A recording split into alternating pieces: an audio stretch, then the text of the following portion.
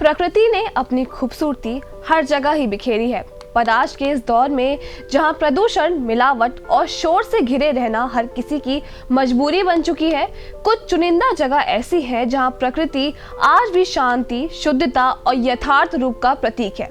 ऐसी ही जगहों में से एक है उत्तराखंड में एक छोटा सा शहर नैनीताल।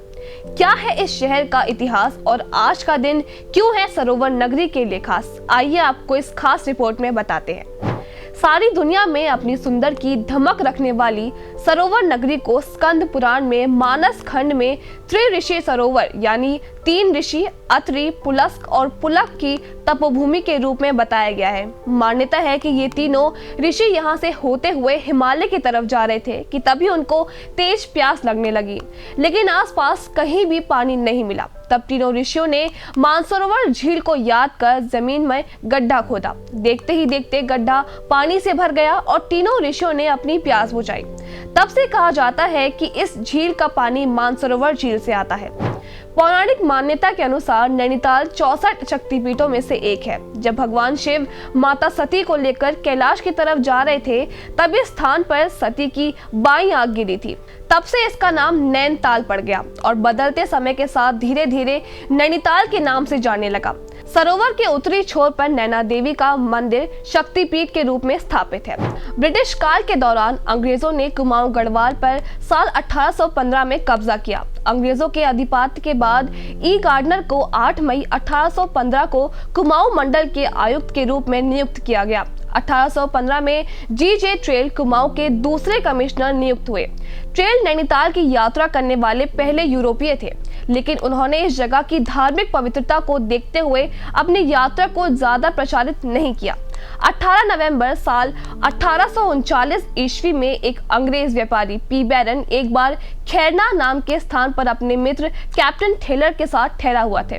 प्राकृतिक दृश्यों को देखने का इसे बहुत शौक था। बैरन ने एक स्थानीय व्यक्ति से शेर का ढांडा यानी शेर का इलाका के बारे में सुना तो उनसे रुका नहीं गया और वो शेर का शिकार करने के लिए घंघोर जंगल पार कर इस क्षेत्र में पहुंचे। और जब शेर का डांडा पहाड़ी पर खड़े होकर उसने नीचे नीली झील के प्राकृतिक दर्शन किए तो वो मंत्र मुग्ध हो गए। तब उसने तय किया कि शाहजहांपुर की गर्मी को छोड़कर नैनीताल की इन वादियों को आबाद करेंगे। पी बैरन पिलग्रिम के नाम से अपनी यात्रा विवरण अनेक अखबारों में भेजते रहते थे। बद्रीनाथ, केदारनाथ की यात्रा का वर्णन भी उन्होंने बहुत सुंदर शब्दों में लिखा था। साल 1841 की 24 नवंबर को कलकत्ता के इंग्लिशमैन नामक अखबार में पहले नैनीताल के ताल की खोज की खबर छपी थी। बाद में आगरा अखबार में भी इस बारे में पूरी जानकारी दी गई थी। साल 1844 में किताब के रूप में इस स्थान का विवरण पहली बार प्रकाश में आया था। बैरन नैनीताल के इस आंचल के सौंदर्य से इतने प्रभावित हुए कि उन्होंने सारे इलाके को खरीदने का मन बना लिया। पी बैरन ने यहाँ के नरसिंह ठोकदार से इस सारे इलाके को उन्हें बेचने की पेशकश की, लेकिन उन्होंने इस क्षेत्र को बेचने से मना कर दिया। बैरन इस अचल से इतने प्रभावित थे कि हर कीमत पर नैनीताल के इस सारे इलाके को कब्जे लेना चाहते थे। फिर एक दिन बैरन नरसिंह को नाव में बैठाकर ताल में घुमाने ले गए और बीच ताल में ले जाकर उन्होंने नरसिंह को पूरा इलाका अपने नाम करने को कहा, वरना उन्हें डुबा देने की धमकी दी। बैरन ने खुद अपने विवरण में लिखते हुए कहा कि डूबने के डर से नरसिंह ठोकदार ने स्टैम्प पेपर पर साइन कर दिए और यहाँ से शुरू हुआ नैनीताल के बसने का पहला अध्याय। साल 1842 में बैरन ने सबसे पहले पिलग्रिम नाम के कॉटेज को बनवाया था। बाद में ईस्ट इंडिया कंपनी ने इस सारे क्षेत्र को अपने अधिकार में ले लिया।